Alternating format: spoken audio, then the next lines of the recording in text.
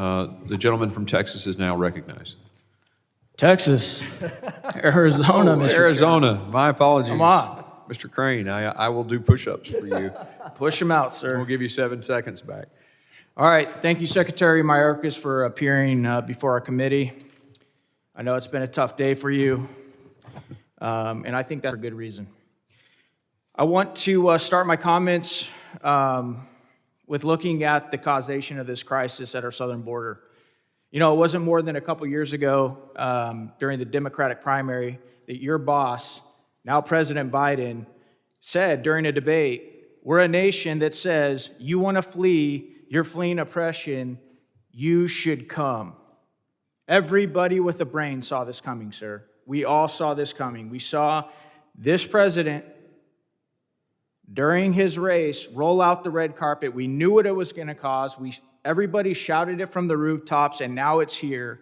And you all want to act like it's something else. You all want to act like you didn't invite this, and you most certainly did.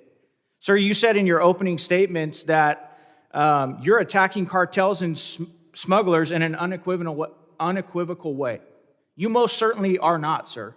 As a matter of fact, if they were in this room right now, the heads of these cartels, you know what they'd tell us? They'd say, hey, re-elect these guys again, and by all means, keep that guy right in his seat because he's our MVP. He's making it so easy for us to smuggle drugs, smuggle people, get gangs into this country, distract our Border Patrol agents, and at the same time, destroy the U.S. economy. So you're not doing a good job, sir, and that is why right here, you see that, sir? You see that one on your left? That resolution? Those are articles of impeachment that Andy Biggs, Congressman Andy Biggs, and several of us supported. Now, I've never met you before in my life.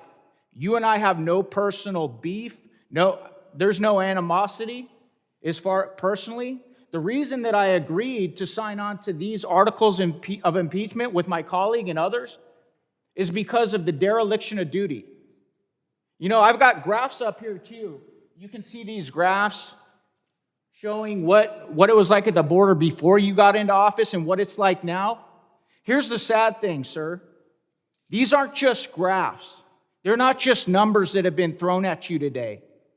They're American families. And I'm so glad that my colleague made you or asked you to get up, turn around, and face one of them. I'm glad that you had to look at something that wasn't just a data point or a graph, but you actually had to look at a family because there's tens of thousands of them. Tens of thousands. 70,000 because of fentanyl alone. That doesn't count all the families that have been destroyed by gangsters that have come up through South America, or the families that have been destroyed because of sex trafficking. I'm glad you had to face them. You know what, sir? I actually had to face one of them in my district last week. And it was hard. This woman was choking back tears, asking me, Congressman Crane, what are you going to do? My daughter was killed. My beautiful daughter was killed because of fentanyl. And I said, you know what? We've drafted articles of impeachment to remove Secretary Mayorkas for his dereliction of duty. You know, it's interesting, sir, because Mr. Higgins, one of my colleagues up here, noticed your smugness. I noticed it too. And you know, for somebody that has a history of working in border security like yourself and knowing, and my colleague right here, Mr. Breachin, he just pointed out that you worked for administrations where they were actually building walls. But you know what? Me and this gentleman right here went on a helicopter tour down in Texas where we flew around the border, and guess what we saw? Piles of steel just stacked up on the ground, like he said, of a wall that the American taxpayers have already paid for. And because of your dereliction of duty, and because of this president and this administration, we continue to have drugs, gang members, sex trafficking pouring into this country. And you sit there with a smug look on your face. But I noticed for a second, because I was watching your face. I was watching your face when the family behind you stood up. Mr. Pfluger asked you if you would address them. I noticed that just for a second, the smugness left your face, sir. And I'm glad that you had to feel uncomfortable today. And that's not because I don't have any humanity at all. I look at your story. I look that you immigrated here from Cuba. And you know what? I think that's great.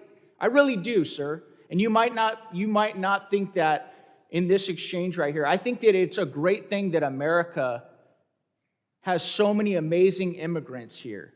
And this side of the aisle, we're not hung up about immigration. We're not hung up about legal immigration. What we're hung up about is how you all, day one in office, came in and changed policies and started getting rid of infrastructure that was keeping our states, our counties, and our cities safe. The gentleman's time has expired.